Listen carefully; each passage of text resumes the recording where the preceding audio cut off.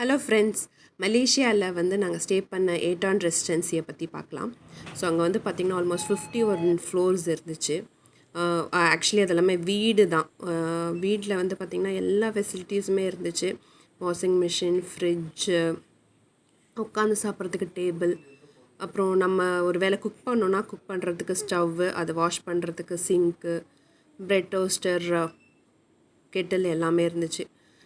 அது மட்டும் இல்லாமல் வந்து பார்த்திங்கன்னா ஒரு பெரிய ஹால் ஏரியா, நல்லா நிறைய பேர் உட்காந்து டிவி பார்க்குற மாதிரியான ஸ்பேஸ் இருந்துச்சு. அப்புறம் 2 ரூம் இருந்துச்சு. ஒரு கிட்ஸ் ரூம் ஒன்று இருந்துச்சு. கிட்ஸ் ரூமில் தாராளமாக சிங்கிள் பெட் தான், பட் பசங்களாக இருந்தால் 2 பேர் தாராளமாக படுத்து தூங்கலாம். அப்புறம் பாத்ரூம் ஹோட்டல் மாதிரி இல்லைனாலும் பட் நல்லாவே இருந்துச்சு. ஷவர் ஏரியா தனியாக இருந்துச்சு. அப்புறம் நமக்கு வந்து எல்லா கிட்ஸ் எல்லாம் கொடுத்துருந்தாங்க. இங்கே வந்து இது மாஸ்டர் பெட்ரூம். எல்லாமே க்ளீனாக இருந்துச்சு.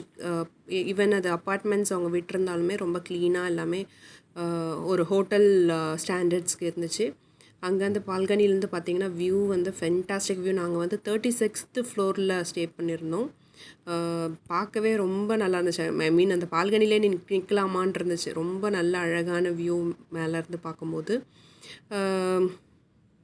இதில் வந்து 51th ஃப்ளோரில் வந்து நமக்கு வந்து ஸ்விம்மிங் பூலும் கொடுத்துருந்தாங்க. ஸ்விம்மிங் பூல் ஆக்சஸ் கொடுத்துருந்தாங்க, பட் எங்களால் யூஸ் பண்ண முடியல அப்போது. இது வந்து நம்ம எல்லாமே செல்ஃபாக தான் வந்து செக்இன் பண்ணிக்கணும், யாரும் செக்இன் பண்ண மாட்டாங்க வந்து.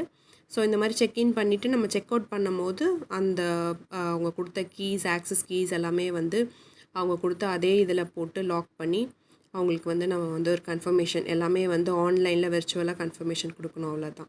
ரொம்ப ஈஸியாகவே இருந்தது.